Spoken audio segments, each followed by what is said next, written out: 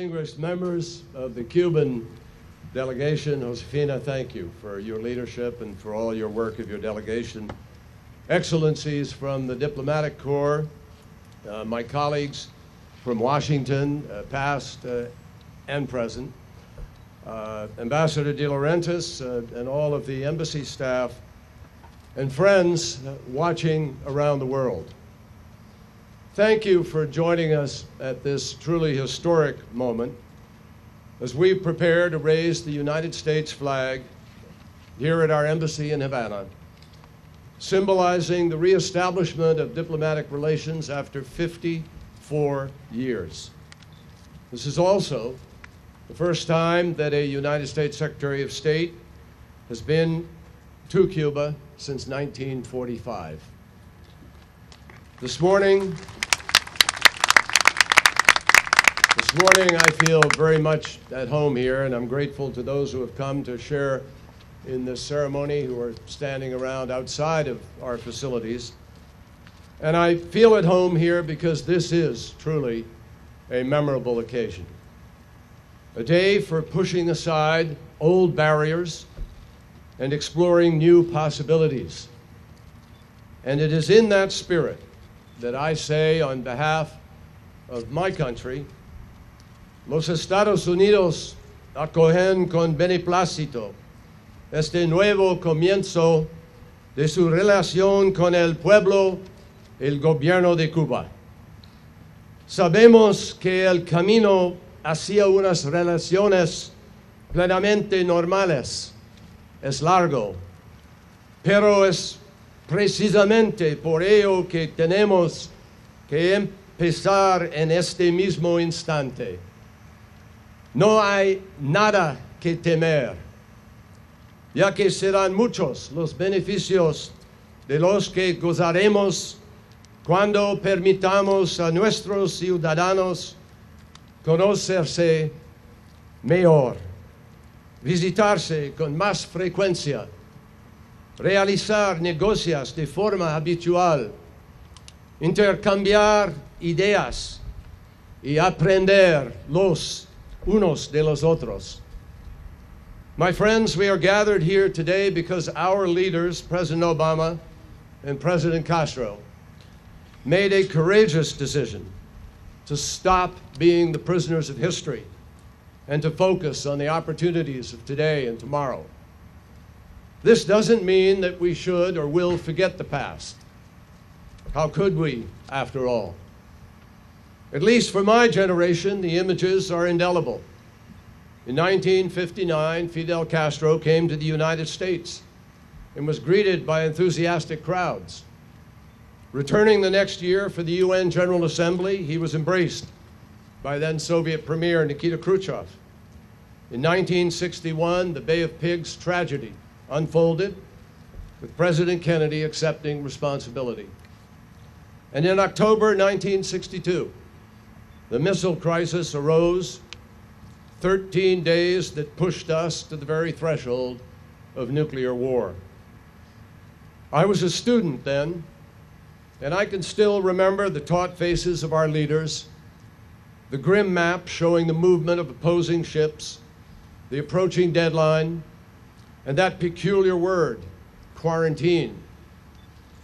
We were unsettled and uncertain about the future, because we didn't know when closing our eyes at night what we would find when we woke up. In that frozen environment, diplomatic ties between Washington and this capital city were strained, then stretched thin, then severed. In late 1960, the US ambassador left Havana. Early the following January, Cuba demanded a big cut in the size of our diplomatic mission, and President Eisenhower then decided he had no choice but to shut the embassy down.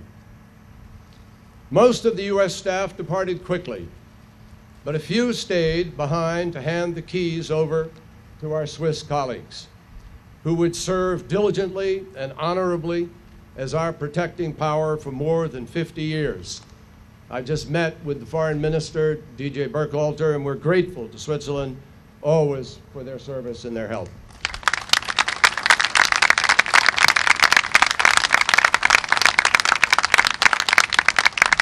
Among those remaining at the embassy were 3 Marine guards: Larry Morris, Mike East, and Jim Tracy.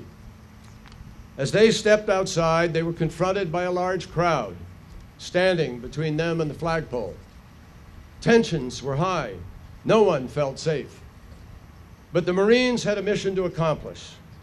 And slowly the crowd just parted in front of them as they made their way to the flagpole, lowered Old Glory, folded it, and returned to the building.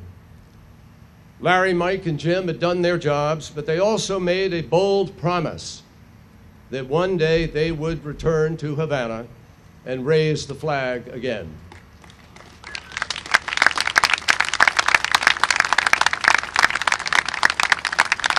At the time, no one could have imagined how distant that day would be. For more than half a century, US-Cuban relations have been suspended in the amber of Cold War politics. In the interim, a whole generation of Americans and Cubans have grown up and grown old. The United States has had 10 new presidents.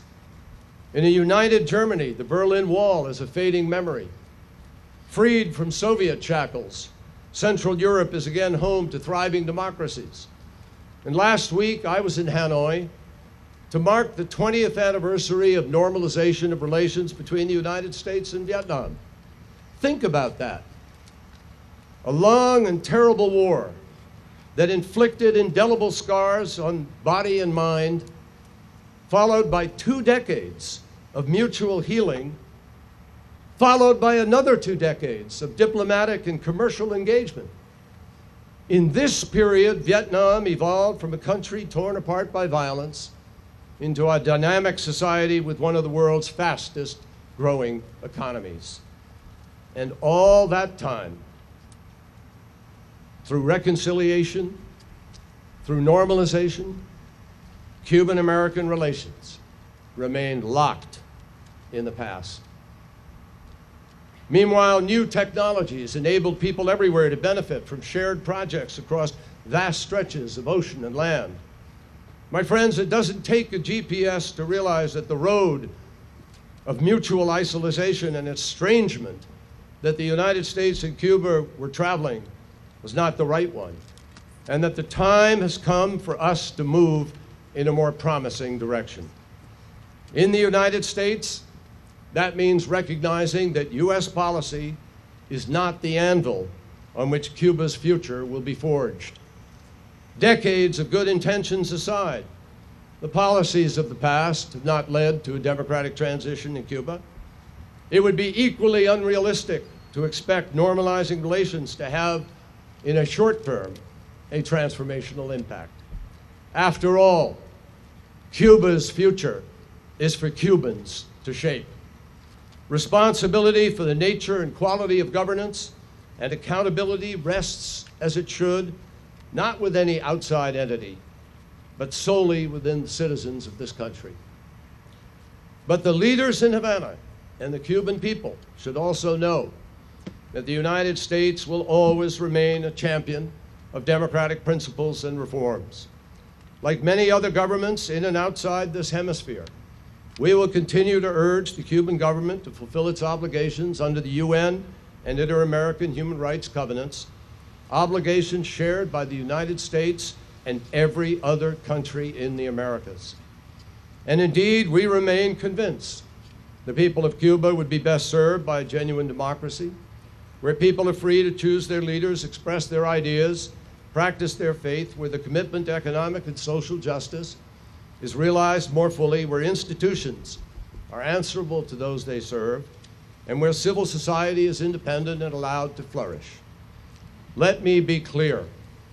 The establishment of normal diplomatic relations is not something that one government does as a favor to another. It is something that 2 countries do together when the citizens of both will benefit. And in this case, the reopening of our embassies is important on 2 levels: people to people and government to government. First, we believe it's helpful for the people of our nations to learn more about each other, to meet each other. That is why we are encouraged that travel from the United States to Cuba has already increased by 35% since January and is continuing to go up. We are encouraged that more and more U.S. companies are exploring commercial ventures here that would create opportunities for Cuba's own rising number of entrepreneurs.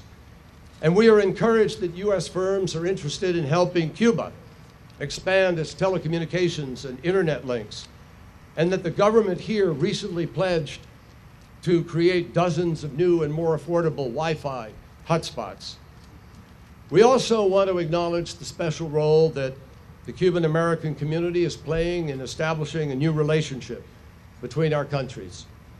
And in fact, we have with us this morning representatives from that community, some of whom were born here, and others who were born in the United States.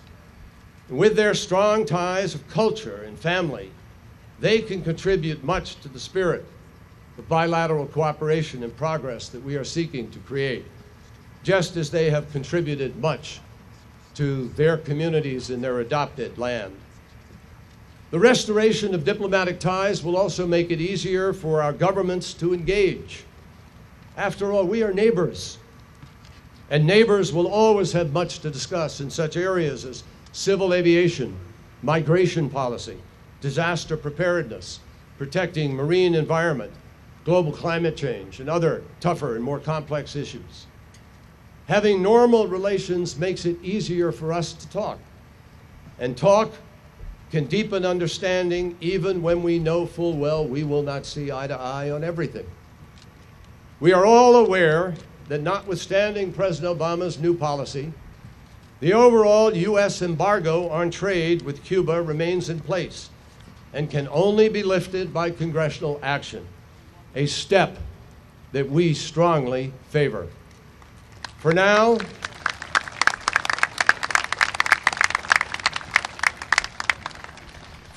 the President has taken steps to ease restrictions on remittances, on exports and imports to help Cuban private entrepreneurs, on telecommunications, on family travel, but we want to go further. The goal of all of these changes is to help Cubans connect to the world and to improve their lives. And just as we are doing our part, we urge the Cuban government to make it less difficult for their citizens to start businesses, to engage in trade, access information online. The embargo has always been something of a two-way street.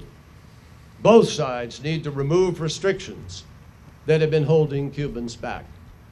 And before closing, I want to sincerely thank leaders throughout the Americas who have long urged the United States and Cuba to restore normal ties.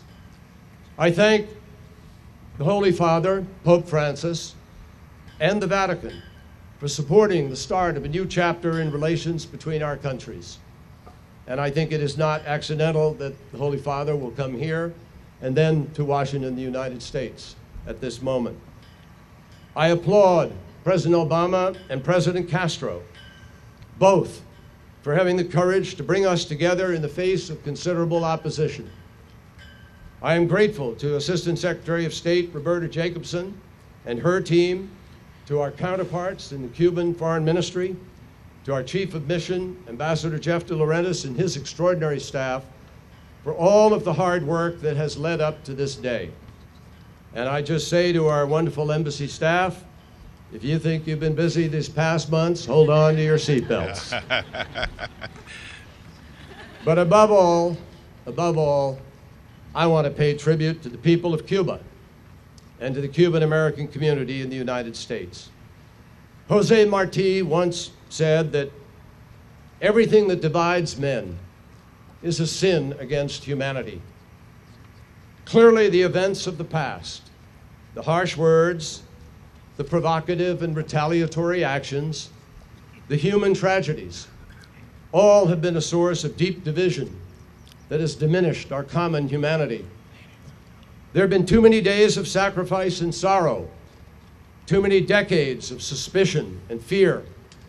That is why I am heartened by the many on both sides of the straits who, whether because of family ties or a simple desire to to replace anger with something more productive, have endorsed this search for a better path. We have begun to move down that path without any illusions about how difficult it may be, but we are each confident in our intentions, confident in the contacts that we have made, and pleased with the friendships that we have begun to forge. And we are certain that the time is now to reach out to one another as two peoples who are no longer enemies or rivals, but neighbors. Time to unfurl our flags, raise them up, and let the world know that we wish each other well. Estamos seguros de que este es el momento de acercarnos, dos pueblos ya no enemigos ni rivales, sino vecinos. Es el momento de desplegar nuestras banderas, enarbolarlas, así hacerla saber al resto del mundo que nos deseamos lo mejor los unos a los otros. It is with that healing mission in mind that I turn now to Larry Morris, Jim Tracy, and Mike East. 54 years ago, you gentlemen promised to return to Havana and hoist the flag over the United States Embassy that you lowered on that January day long ago. Today, I invite you on behalf of President Obama and the American people to fulfill that pledge by presenting the Stars and Stripes to be raised by members of our current military detachment. Larry, Jim, and Mike, this is your cue to deliver on words that would make any diplomat proud, just as they would any member of the United States Marine Corps. Promise made, promise kept. Thank you. Station or something. Whoa! Oh!